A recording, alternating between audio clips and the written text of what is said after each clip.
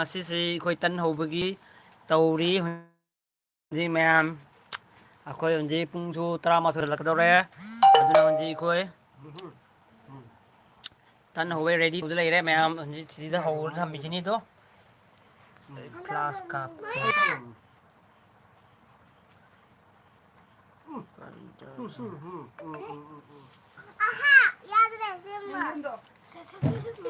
mai da horimi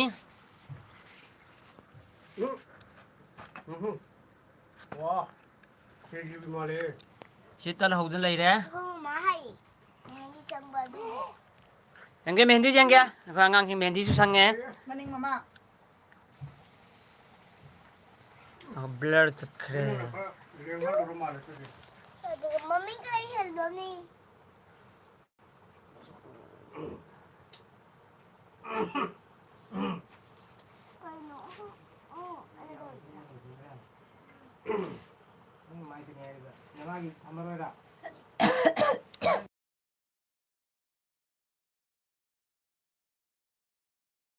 dai bani khanga ba ibona ba nangdi nungai taba kyam leibno khangde aduna engon su kaima hairamde chatki pare nungai layu kaimna te id mubarak silai ra ji koi tan ji hobagi ready tawre masjid tu salure masjid te ngarang akhoi gi angang hingna ngasi gi kaino tawdan lei akhoi tan ji yong tan ji myam shape ji yong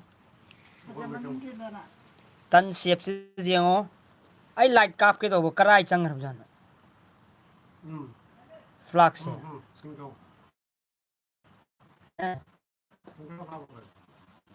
jate piro pide sidi lei pijo meaus si chini angang ba chini angang singarang lo rakre Oh, kayo tayo rin sila. ai tan tu san na rati si rugonji puthau se sida yang tan leire meam si tan ji meam chamina si lao si leire tan hoduna ka adu ka bo jeng ke si jeng si meam yang chao tan ni meam khobak tan akoi sida khobak tan hai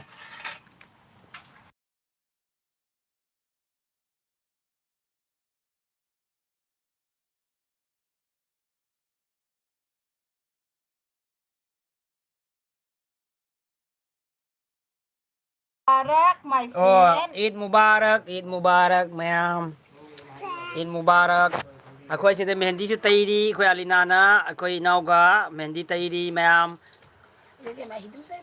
mayam punamaku nusijana ikoi itominasi nama sondoga aduga mayam koyu mayam na koirom de eid pung kya soli mayam akoi di siga eid taret tara koi su kholi sa taret makhai dani mayam adi chiri sida hayeng horen hayeng thongbagi tilau chanam su soinan thamme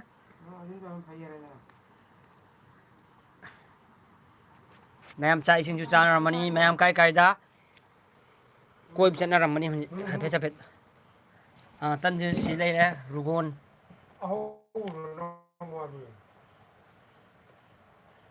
kubak tan chini tan sing cha ba hauni Kuba kan lôi ra thì thằng kan tare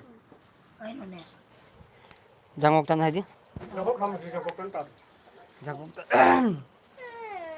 ấy nó có cái mình ra rồi thôi nó sao lộc ra yang đi ra lang cá tham một cái này mà nó bị vấn đề rồi mayam sida khoi angang sing hai kinai da mendi sangi yango khoi alina gi mendi si loi re yange amadu loi bu yange aloi bu fajan tham khoi angang makhut ni ade makha yange si ma pa sang bi mi vậy mình đi cái bị mà được khoi agdong so monda no ngai tummi it ki ma so nganna hot daga nama som chat pagi tayar tau lai re anje ata thausi kai ni ai hot nari bottle da ji si ata thausi honje kaino piri lupa sam kun motor lo punya Nga ko ne, mahiri siya idik yaroy ne. ayo ata thau hi Wala no intari ni mama ko kya de ibu. Hindi ko kaya dito. Katang kakatang na. as 인통해 보잖아.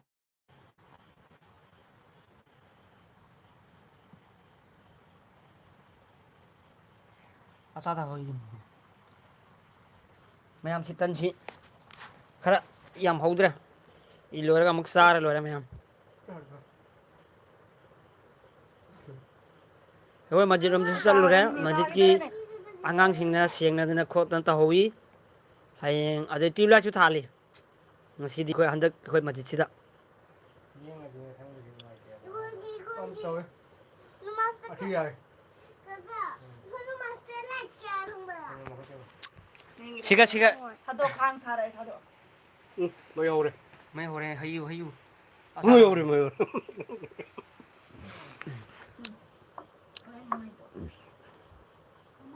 Rồi. Ôi thầm mà bắt tay rồi làm ma'am इखोई si lai do si group ma'am jini si group ma'am si इखोई kana tawre ma'am ai suak sang harang mudre aduna video su yam thangal pang maktre ma'am handa alaikum khara nungai re khang si aduna jidum video su khagat tawrani thangalani Quay ta năm cọc ta cái tàu rồi ta rồi. saro duna Sẽ khá sai. Ma'am advance Eid Mubarak ma'am pun makpu sina khoi chan bi ni khang bra masa Đâu. Sang nan man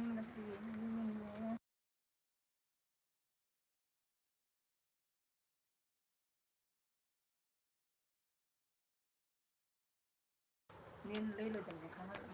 ma'am अंदर की कुर्बानी सी ma'am चेक्शन हाइबदी कोई की यादबक कनो लेबनिना अदुना कोई humming गुमा ma'am को पीनरी अमा कोई यादव पोतु तौरोइदमी मैम तौरु तारोदी प्रॉब्लम थोदी नुआइतेदना अदुना हमिंग द याबनिना कोई तौ अदुगा मैम इचना मैम दा येन Nang चेक्शन चलदी फै Hay không bà. hay tí nó.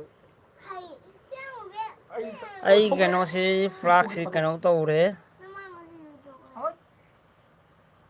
Anh nói sao đi được. Mama cứ gái cái dối điểm nào. Hay cáp trên đây bao giờ nè. Nó thì chỉ mà chỉ có cái này tàu thì sẽ cái tàu của là thế ra. Anh đâu đi nói chung mình đi cả. Tôi mới hàng giao tới làm ăn gì. Hai mẹ. कोरी नु तौरे Hai đi vào đây tôi gắt trong cô lên nè. Wala. Ma'am कहीं तौर से video से anh post nam mure ma'am like am di pibi ro Nhưng cái khác cái tham mưu thế là. kanam ta like pibi rakte kari nungai tam khoi di ma'am pun makta like tawi Các mình hàng. Anh ơi cái rồi, đông cái rồi. Đúng ạ. Ôi hay là đeo cái đồ rồi. Hay ta đeo cái đồ rồi nó. Ang sit hado. Tajan bitan. Nagaran tajan bitan jani. Hay bida no idea na asman taw gen taw bida. Si taw na kami bida.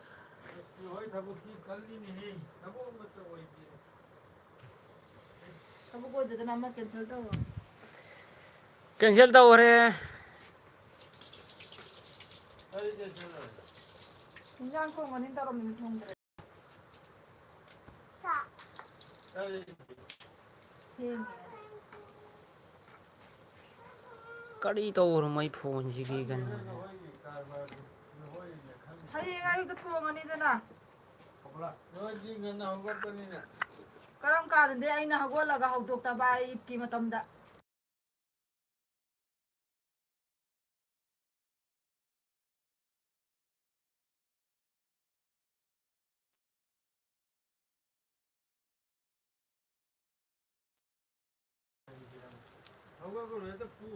hoje hoje ti sta adil bhai assalamu alaikum Eid Mubarak nang tumdri bro bhai akhoi tan hori noi tan horabo aunty उंटी सो गए क्या आदिल भाई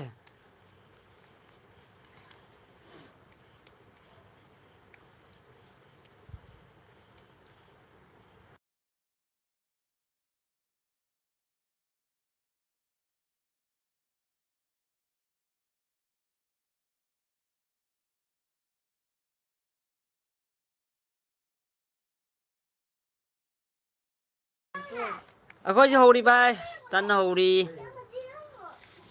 अखोई तन हौदना अखोई हंजी अमामम चाबना तौरी अदुबो ngasi kaino aigi frock si ngandre ꯃꯌꯥꯝꯒꯤ ꯀꯣꯛ ꯁꯥꯗꯅ ꯂꯩꯔꯦ ꯀꯥꯟꯗꯤ ꯍꯧꯖꯤꯛꯀꯤ ꯁ꯭ꯇꯤꯀꯔ ꯅꯞꯄꯒ ꯑꯩ ꯇꯦꯟꯁꯟ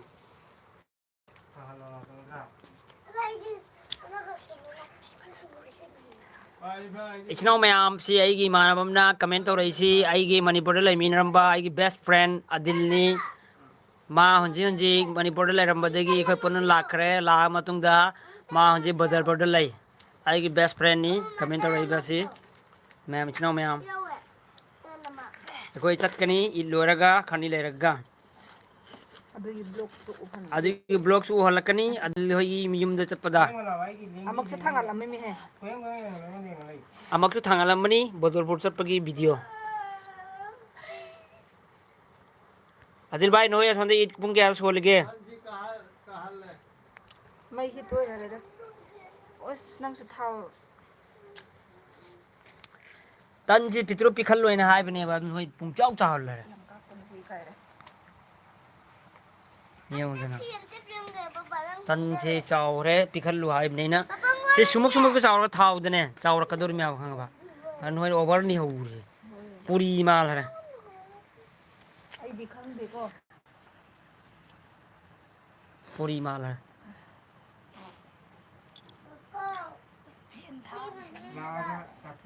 तो मतलब लो हाय ngam ya side na This is hide for review view message. This message is hide for view review view message.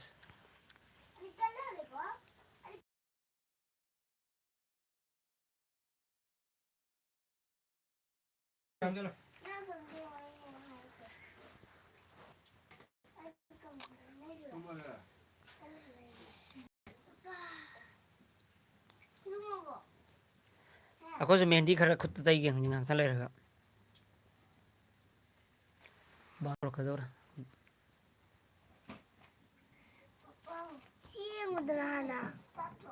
अरिफागी नि सी अरिफागी मखुद खरा लाम थम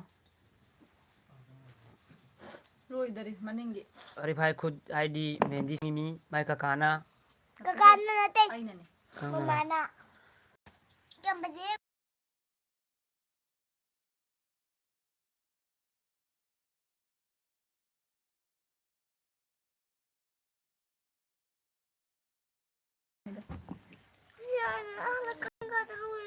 मैसेज व्यू का रहे है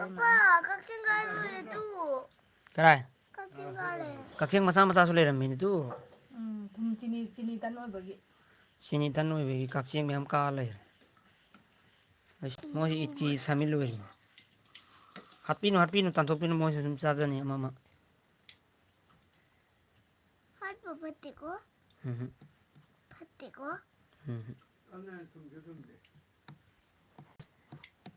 angang boy det ka dam ko angang boy det ka dam ko angang ko चाहो ai de color है सीजे पिखलम गदम ने बो चावमन की दना ने चाउदना ने थोई छे अदु लई ताबी मिसिदा तंजाइदा या जा दे दा कोई mun ai hangar gan to dori apa bi se bai ke to biram ni अदु ने सेफ से चादरा में no ai to se to le am ko ho re